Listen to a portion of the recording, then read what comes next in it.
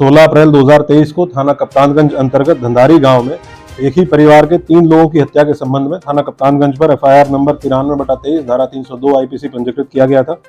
घटनास्थल निरीक्षण और अनुसंधान से यह स्थापित हुआ था कि इस घटना में अभियुक्त राजन सिंह के द्वारा अपने पिता, माता व 14 वर्षीय बहन की कुल्हाड़ी से हमला कर हत्या कारित की गई थी। इसकी गिरफ्तारी के लिए मेरे द्वारा 3 टीमें गठित की गई थी।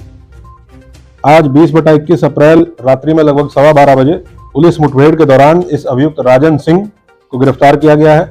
इस दौरान इसके दाहिने पैर में गोली लगी है। उपचार के लिए इसको अस्पताल भेजा गया, जहां वर्तमान में इसकी स्थिति सामान्य बनी हुई है। इसके पास से घटना में प्रयुक्त कुल्हाड़ी, स्वयं व अपने पिता के 2 मोबाइल, 2700 रुपया एवं घटना के समय पहने हुए लोअर, टी-शर्ट और चप्पल बरामद हुए हैं।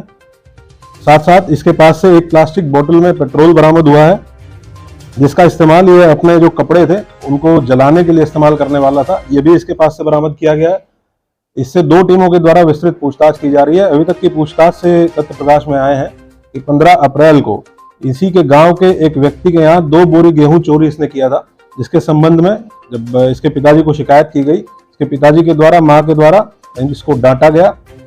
इससे क्षुब्ध होकर इसने रात में लगभग 2:30 से 3 के बीच में उठा और 2 कुल्हाड़ी जो इसके घर पे ऑलरेडी रखी हुई थी उनको उठाया। एक कुल्हाड़ी से अपने पिताजी के सर पे कई बार वार किया। तब तक इसकी माताजी जग गई और इनके बीच में संघर्ष हुआ। इनकी माताजी ने इससे कुल्हाड़ी छीनने का प्रयास किया। उसके बाद इसने अपनी माताजी को भी दूसरी कुल्हाड़ी से कई बार उनकी गर्दन पे वार करके हत्या कर दी। और जो इसकी बहन थी, छोटी बहन, 14 वर्षीय छोटी बहन थी, जब वो खेत की तरफ भागने लगी तो उसको भी इसने कुल्हाड़ी से मार के गले पे कुल्हाड़ी से वार करके हत्या दी। इसके बाद इसने कपड़े बदलकर जो खून से सने हुए कपड़े थे उनको एक बैग में रखा और जो कुल्हाड़ी इसने इस्तेमाल की थी वो भी बैग में रखी। अपने पिताजी के मोबाइल, माताजी के मोबाइल और अपने पिताजी की जेब से 6500 रुपया निकालकर अपने पास रख लिया।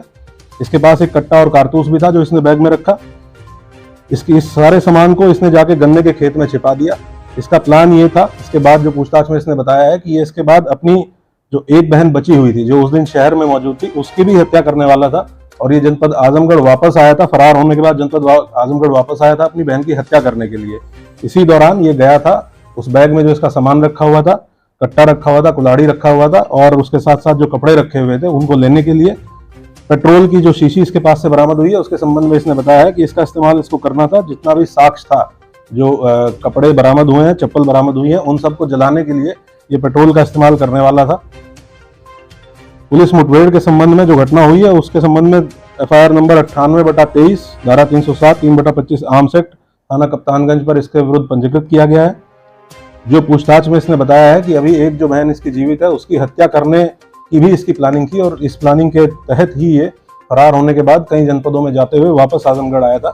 इस संबंध में भी विस्तृत बातचीत करके, पूछताछ करके बयान देने के बाद एक पृथक से मुकदमा इसके विरुद्ध पंजीकृत किया जाएगा।